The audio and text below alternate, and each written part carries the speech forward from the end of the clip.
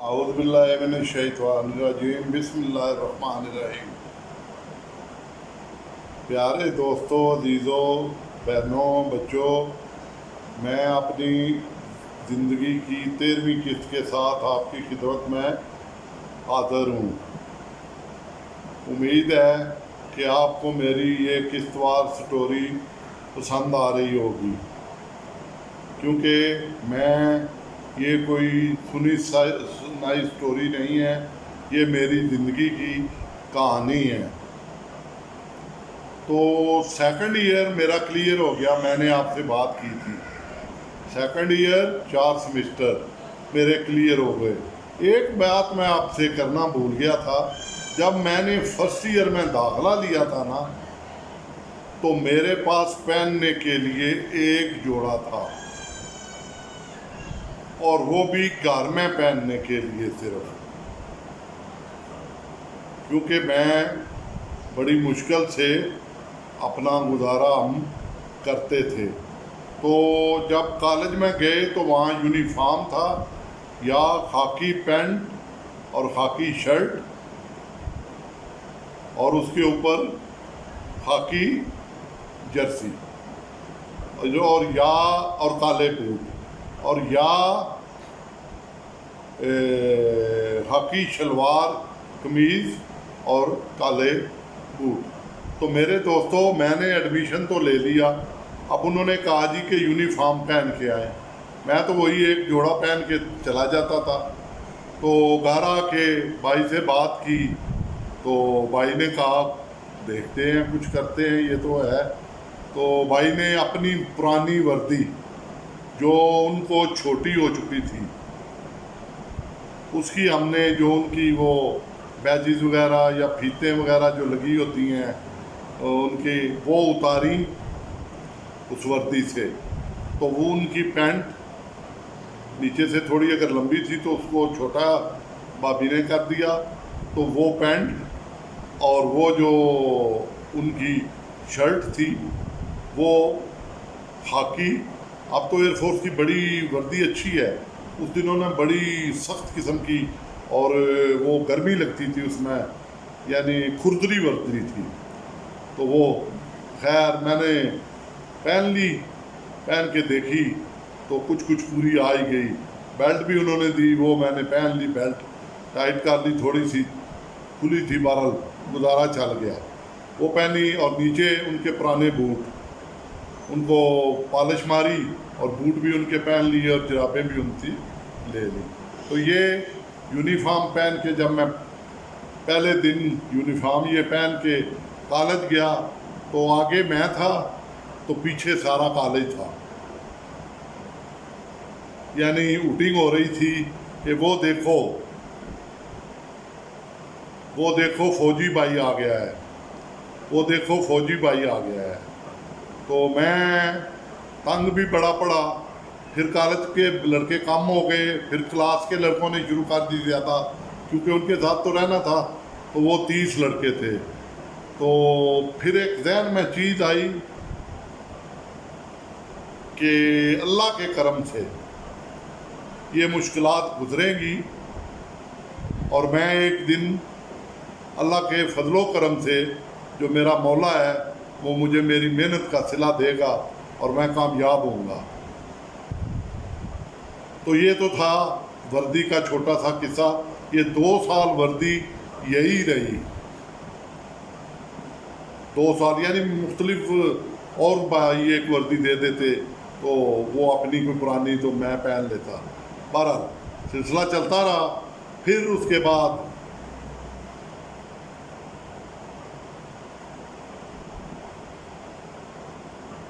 Third year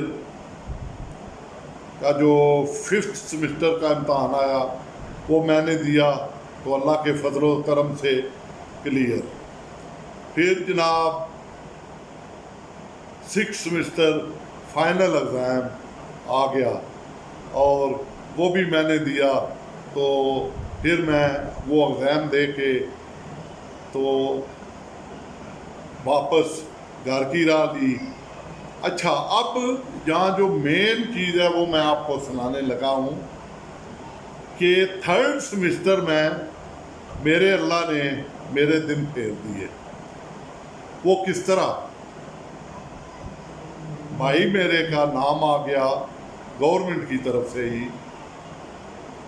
Abu Dhabi کے لیے، تو بھائی میرے ابو ظہبی چلے گئے، تو وہاں ان کی یہاں سے اچھی تنخواہ لگ گئی، تو اب وہ مجھے 500-600 مہینے کا خرچہ بھیجتے تھے۔ تو پہلے کچھ دن میں بڑا گیٹ رہا، ایک ان کا کولیگ تھا، اس کے ساتھ کچھ عرصہ نکالا۔ اس کے بعد میں ہاسٹل شفٹ ہو گیا، تو پھر ہاسٹل میں ہماری موجیں تھیں، بھائی کا خرچہ اللہ انہیں خوش رکھے کھلا بھیجتے تھے، جو میں مانگتا تھا دے دیتے تھے۔ بھابھی میری فوت ہو چکی ہے، اللہ جنت نصیب کرے، بہت اچھی عورت تھی، وہ کبھی کبھی تھوڑا اعتراض کرتی تھی، مگر ماں کی جگہ تھی، کوئی مسئلہ نہیں۔ تو بہرحال میں نے وہ اپنی سٹوری میں یہ چیز آپ کو بتانا ضروری سمجھتا ہوں کہ پھر میں ہاسٹل میں شفٹ ہو گیا، تو ہاسٹل میں جا کے میں نے ایک کی بجائے 2 یونیفارم لیے، ایک کی بجائے 2 یونیفارم لیے، اتنا کہ ہاسٹل کا ہم کھانا نہیں کھاتے تھے، باہر سے ہوٹل سے کھانا کھاتے تھے، وہ ہمیں رعایت دیتا تھا، ہوٹل کوارٹر روڈ پہ تھا، وہ کنسیشن دیتا تھا، 2.25 روپے لیتا تھا، اس میں ایک بوٹی، دال ماش، کہوا اور روٹیاں جتنی جی چاہے کھا لیں۔ تو کھانا بھی پھر ہم ہوٹل سے کھانا ہم نے شروع کیا، غرض کہ یہ کہ اللہ تعالیٰ نے بھائی کو باہر بھیجا تو مجھے کافی آسانیاں ہو گئیں۔ اس کے بعد کلیئر کرنے کے بعد بھائی نے مجھ سے ایک وعدہ کیا، وہ انہوں نے اس وقت ٹھیک، میں کہتا تھا پورا نہیں کیا، مگر انہوں نے ٹھیک کیا۔ اس دور میں اسٹوڈیو چلتے تھے جس پہ گانے لگاتے تھے، تو بھائی نے کہا تھا کہ تمہیں اسٹوڈیو دوں گا جب تم فائنل کلیئر کر لو گے۔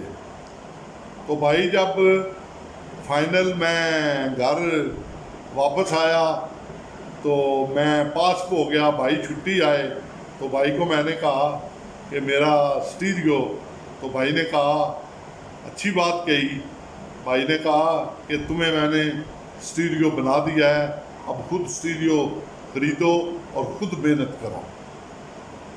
یہ بھائی کے الفاظ تھے، مگر یہ میرے ذہن پہ بڑے کلک کی ہے، کیونکہ وہ سینسیٹیو تھا۔ میں نے کہا یار واقعی بے شک میرا بھائی ہے، مگر اس کے اپنے بچے ہیں، اپنے خرچے ہیں، تو کل کو اس نے مجھے تو نہیں دینے، میں تو خود کماؤں گا تو کھاؤں گا، تو یا پھر نوکر بن کے رہوں گا۔ 2 ہی آپشن ہوتے ہیں جو آدمی کماتا نہیں ہے۔ تو میں نے پھر یہ کیا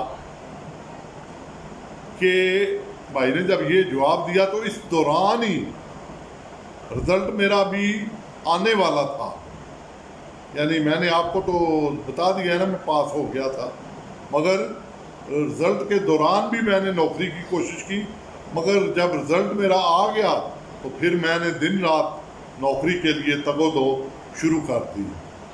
تو وہاں ایک مہربان تھے، وہ اب بھی ہیں، اللہ کی زندگی کرے، وقار رستم بخشی صاحب، ان کو بھی میں نے کہا میرے محسن ہیں، شاید کبھی میری ویڈیو سنیں، اب بوڑھے ہو چکے ہیں، تو وہ اس دور میں سیکٹری ہوتے تھے، جوائنٹ سیکٹری اسلام آباد۔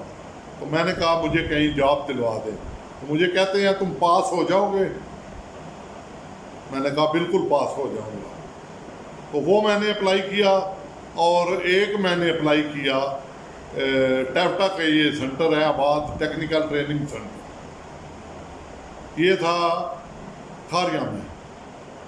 تو اللہ کے فضل سے کھاریاں والوں نے بھی رکھ لیا، جو وہاں پرنسپل تھے انہوں نے کہا میں آپ کو رکھ لوں گا، بلایا، وہاں کوئی سفارش بھی نہیں تھی، تو ادھر تھوڑی بہت سفارش بھی تھی۔ تو میں نے کہا اب کھاریاں کام کروں یا کہ لاہور جاؤں؟ تو میں نے کہا لاہور ان بگ سٹی ترقی کے مواقع زیادہ ملیں گے تو میں لاہور چلتا ہوں، کیونکہ یہاں میری بہن کا خاطرہ مجھے تھا۔ تو لاہور میں آ گیا، پھر آگے میرا انٹرویو ہوا، تو اس کے بعد کیا بنا، انہوں نے مجھے رکھا یا واپس بھیج دیا، یہ میں آپ کو اگلی قسط میں بتاؤں گا۔ آج کی قسط یہیں ختم کرتا ہوں، اجازت چاہتا ہوں۔ اللہ آپ کا حامی و ناصر، خوش رہیں، آباد رہیں، آپ کو اللہ تعالیٰ رزق کی کمی نہ دے۔ میری صحت کے لیے دعا کریں۔ اللہ حافظ۔